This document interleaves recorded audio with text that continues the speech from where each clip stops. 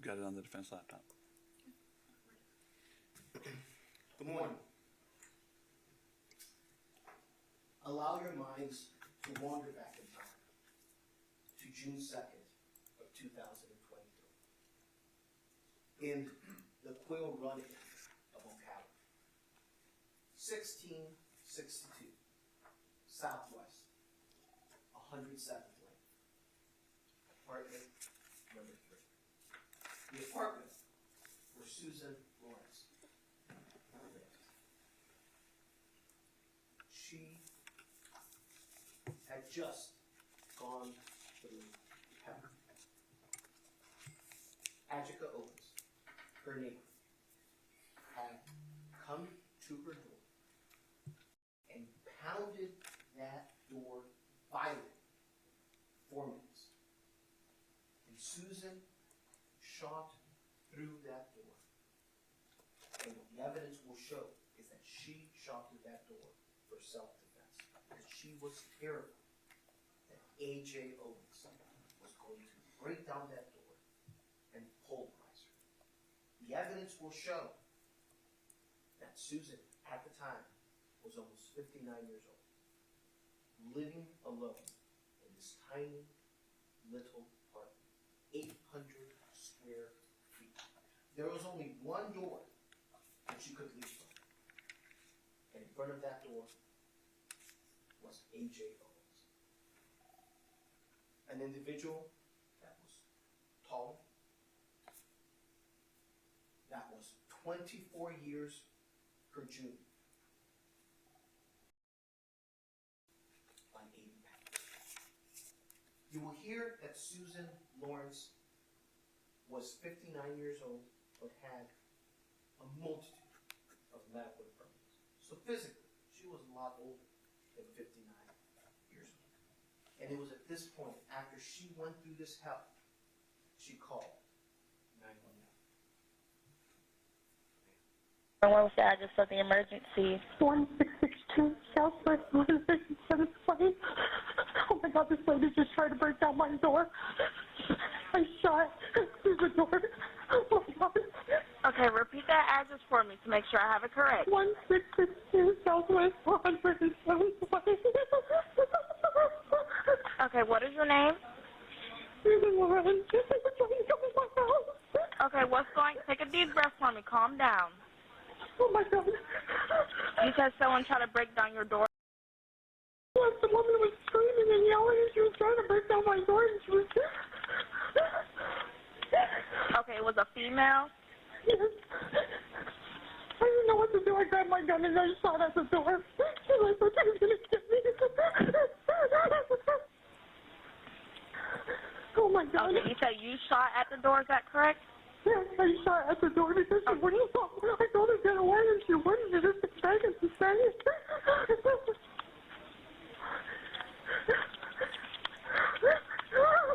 Okay, where's your gun now? It's in my bedroom. I didn't know what to do. I was panicking.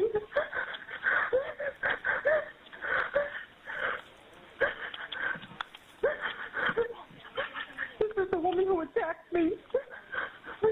Okay, do you still see the subject? I don't know where she is. I'm still in my house. I didn't open my door to her.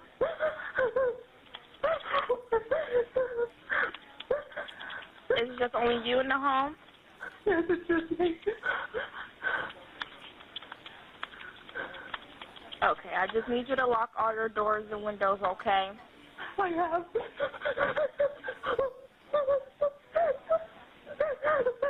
Okay, I'm going to stay on the line until the deputies get there. Okay. My son said they were going to come and kill me. And did you know her? Yes, she's come after me several times because of her children. Her children keep trespassing over here. They're bothering me and bothering me. They won't fucking stop. Is she a neighbor? Yes. Do you know where she lives? She lives at 1663 Southwest 107th Lane. 1663 Southwest 107th Lane, is that correct? Yes.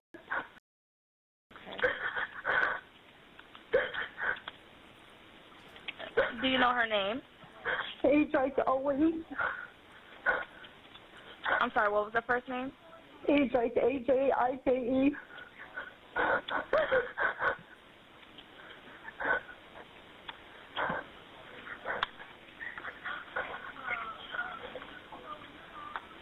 Okay. Just let me know when you see the deputies. And like you said your gun is put up in the bedroom. Yes, is that yes. correct? Okay. Yes. Okay. Jesus Christ.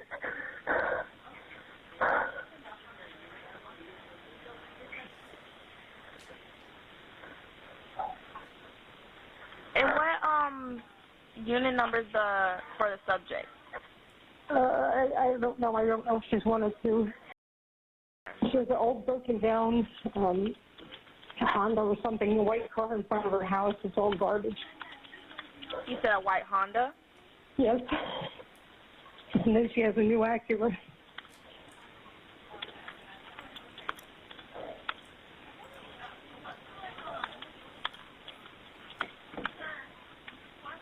Okay.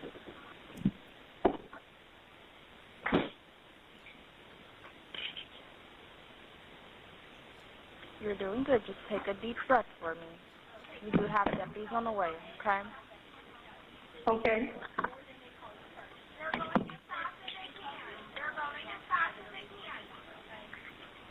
And do you see the male subject, or you just see the female?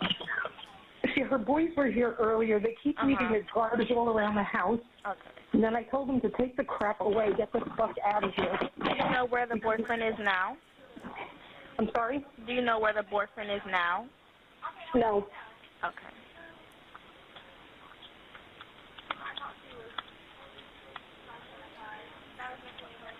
I'm not screaming outside now.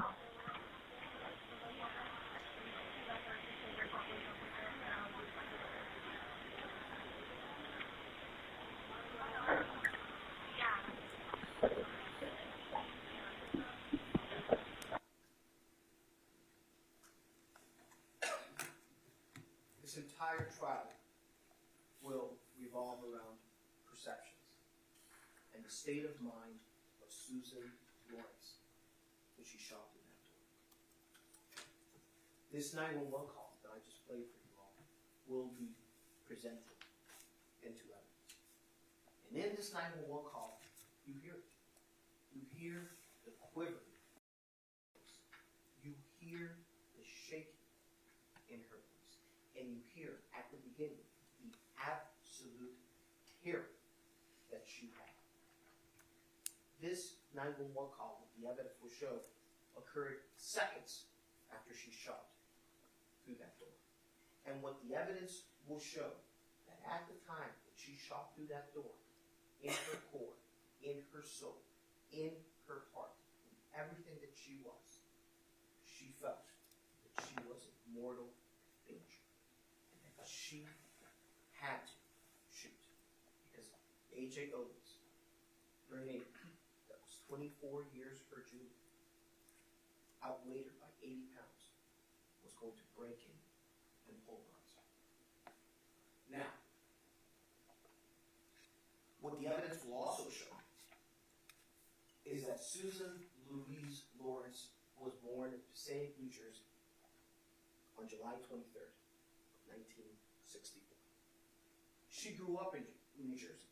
She was in New Jersey until she was approximately 30 years old. And approximately 1995 or so, she moved to Spring Hill, Florida, in Hernando County. She moved there because her parents lived there, and she wanted to spend time with her parents. So she moved over there. You will hear that in the 30 years that she was in New Jersey, she was a productive member of society. She was an EMT, or she was on an ambulance. She was a waitress. She was gainfully employed. She was a home health care provider. She was an assistant bookkeeper. When she moved down to Hernando County back in 1995, she continued to be a productive member of society, where she was a chef. In about 2005 or so, she moved to Ocala. You'll hear that the reason why she moved to Ocala, Florida, was because she loved horses. She actually bred them. And she moved here because Ocala is a perfect place to be if you love horses. And that's why she moved here. You'll hear that at that point her mother had passed away, so there was no reason for her to be in Gwinnett County. And when she moved to Ocala, she continued to be a productive member of society. And she was a chef until COVID hit. You will hear through the evidence that in January of 2020, she moved to 1662 Southwest 107 Lane, apartment 3, where this incident occurred.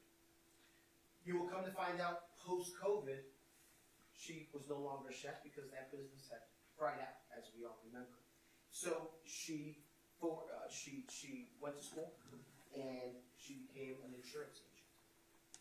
And she worked for insurances, selling insurance. She was a licensed Florida insurance agent. She worked from home, and she worked from home full time. And that's what she did. That's how she maintained herself. That's how she supported herself. You'll hear that in June of 2023, she was almost 59 years old, 58, almost 59 years old, but her body was much older than a 59-year-old. She suffered from many medical infirmities. You will hear that she had issues with her knee that caused countless surgeries that involved damaged tendons and ligaments in her right knee and a partial knee replacement in the left knee. Her right knee literally goes backwards because of all the damage to it. She had a car accident in 2019 that required invasive spine surgery, and she has diminished feeling in her legs and feet as a result of that spinal cord injury. You will hear that in 2021 she had a cervical fusion because of that car accident in 2019. She also had an aneurysm on her kidney. She had a torn muscle in her left shoulder and torn rotator cuff in 5 places. You will hear that she also had a herniated thoracic disc and carpal tunnel in both hands, and had surgery on her left hand because of it in 2022. You'll also hear that she is a survivor of ovarian cancer, and she's in remission. Needless to say, with all this physical ailments, though 59 years old, almost 59 years old in June of 2023, inherently, she was significantly older physically. You will come to find out that Susan lived alone in this apartment, like I mentioned, a tiny little 800 square foot apartment, only one way to leave, which is that entrance, front door. You will come to find out that because she was alone, because she was older, because she had all these medical infirmities, she had bought a gun for protection, which many people her age and her situation do. Now, you will come to find out as well that in June of 2023, June 2nd, 2023, wasn't the first time that she had issues with Ajike Owens. In February 25th of 2022, you'll hear testimony and evidence that she had a run-in with Ajike. And in fact, that was the first time that she met her. Shortly after, Susan had a fusion in her neck. You will hear that there were no trespassing signs all over her neighbor, all over her yard. And you will come to find out that Ajike Owens would walk her dog and defecate on her property. And that made Susan upset. So February 25th of 2022, she spoke to Ms. Owens and said, please stop having your dog defecate on my property. You'll hear that Ajike told her, you're a renter. It's not private property. You don't own it. I'm going to do whatever I want. And if this is where the dog wants to defecate, so be it. Susan told her, there's a no trespassing sign. Leave. And you will hear evidence that Ajike, this is the first time she met her, took that no trespassing sign, threw it at Susan, and it hit Susan's leg. This is where the fear started, in Susan's heart, in Susan's core, towards Ajike Owens. You will hear that in December of 2022, it was a chilly day, and there was an issue with one of Ajike's kids trespassing on Susan's property. And Ajike came to Susan's house, same apartment, 1622, apartment number and started banging on her door and saying things. Saying, come out. And if you don't come out, I'm going to beat you till you're blood. And you're going to hear evidence that pounding on that door, December 2022, 6 months before this incident, damage was caused to Susan's door and door frame. And you will hear evidence that that damage was there on the night in question, on June 2nd, 2023. You will hear evidence that Charles Gabard, who is the landlord of Susan and the owner of that property, attempted to fix that door frame, but didn't fix it completely.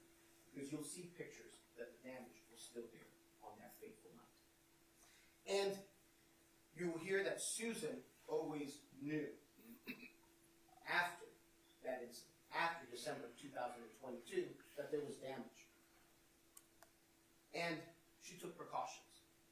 And the precautions that she took is she bought a fire. The other precaution that she took is at night she would put a chair under the doorknob in order to have more support. She got a chain for more support in that apartment as well. She did everything a reasonable person would do in order to be safe in her home.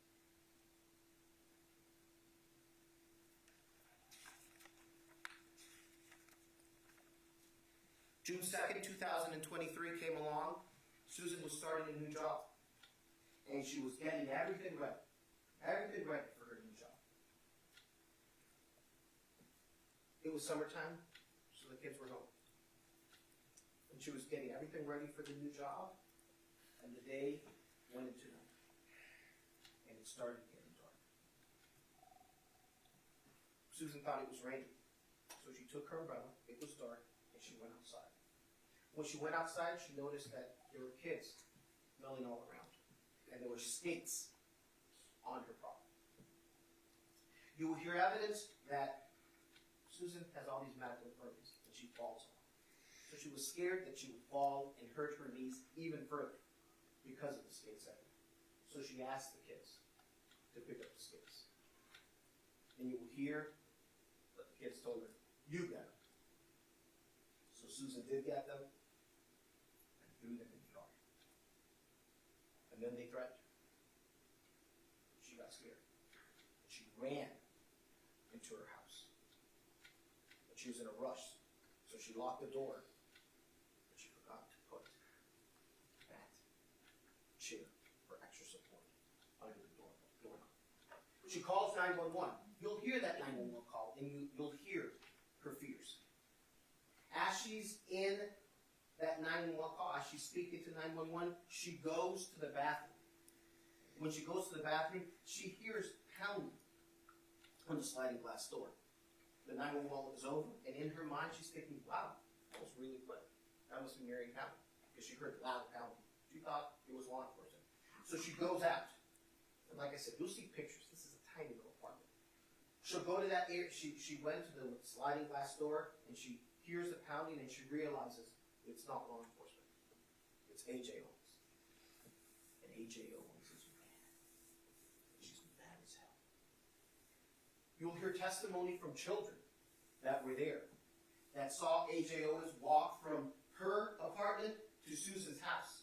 And you will hear that A.J. Owens was walking with purpose. And she was mad as hell. And walking towards that apartment. You will hear that she walked to the sliding glass door and then the door, the front door. Susan is in her apartment. Nowhere to go. She is trapped. She has nowhere to go. And AJ's banging on that sliding glass door, saying, "You can't talk to my children that way. I'm going to fucking kill you. Get out here." Susan's terrified. Absolutely terrified. So she goes to to her bedroom and gets her firearm. And when she goes to her bedroom and gets her firearm, she comes out to the living room area. And you'll see pictures of it. And she places herself several feet away from the door, next to a dining room table and next to some chairs, where she eats every meal when she's at home. And AJ's pounding on that door. I'm going to fucking kill you. Get out here. You'll hear from witnesses. You'll hear from her neighbor, Yvonne Costa, who's an older lady, like Susan, and who lives alone. You'll hear from Yvonne Costa that she was, on that fateful night, she was sitting in a chair, very close to her door. And Yvonne and Susan share a wall. You hear that she was watching TV, and all of a sudden she hears pounding on that door, on that wall that they share. Pounding. And she's petrified. You hear that she's scared. She has no idea what's going on. It scares her. It's so loud, you hear that her cats go into her room and under her bed. You will hear that she, at first, was startled, scared to death, and she thought it was Susan banging on the wall. And then it stops. And then she hears more pounding, more banging on the wall. Over and over again. And she's petrified. This time, it's even harder. You will hear that she was scared to death as well, Miss Costa. It was so bad that the wall that they shared was shaking. And you will hear evidence that it wasn't Susan pounding on the wall. In fact, it was Ajike Owens. And Yvonne will testify that she heard screaming, loud, top of your lungs screaming as well. She describes it as when the Marion County Sheriff's Office shows up to the door saying, law enforcement here, police here, because the screams were deep and loud.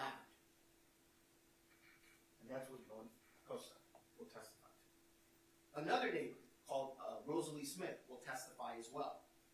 And you will hear that Rosalie didn't see anything, but she heard a whole bunch.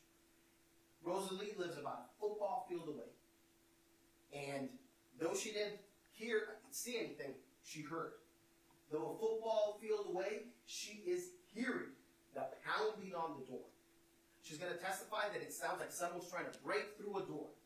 And she's hearing screaming a football field away, that loud, terrifying scream. Well, Yvonne Costa said that this incident lasted about a couple minutes. Rosalie Smith is going to testify that it felt like forever.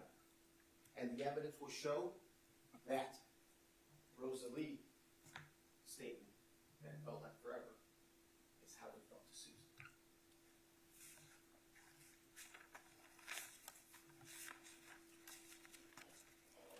Susan is sitting there. She has her firearm. She's several feet away from the door. As Ajike is pounding on that door, pounding over and over again for minutes, you'll hear testimony that there is a cement wall right next to the door.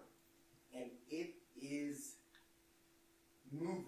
It is shaking. So much so that there is a mirror on that wall next to the door. And it's shaking as well. And you'll hear evidence. Susan's heart is pounding. Pounding.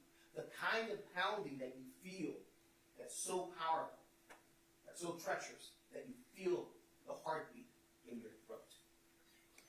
And you'll hear that the banging on that door is so hard that it sounds like a horse kick through it. But you'll also hear from some children.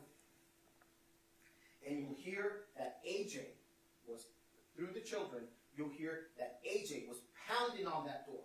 And she was cursing. She was saying fuck. She was saying bitch. She was saying that bitch. She was mad, and she was mad as hell. And Susan knew it. So we are back to Susan's apartment.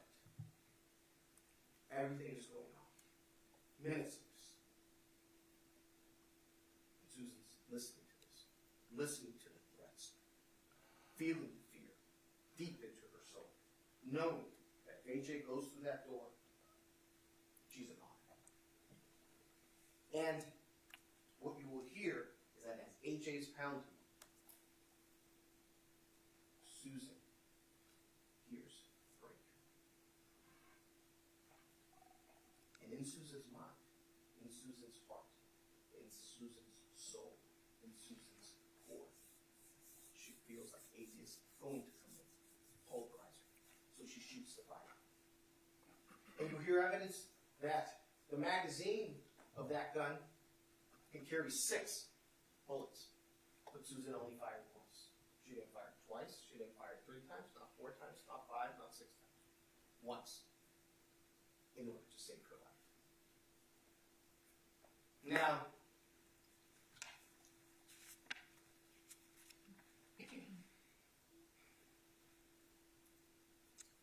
you will hear evidence that Susan thought that, as Rosalie said, this was going to go on forever. But it was actually only 2 minutes. And you'll hear testimony of why individuals that suffer through a stressful situation, why they feel that things went on longer than they actually do. We will present several witnesses. We will present witnesses of that evening, of that night, so you all can have a clear understanding of what occurred then. We will also present professionals that will recreate the scene. And you'll see a video of the recreation of the scene for your consideration.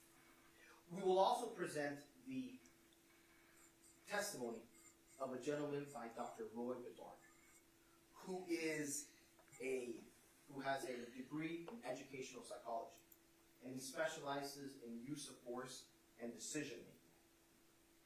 And he will testify how individuals make decisions under stressful situations,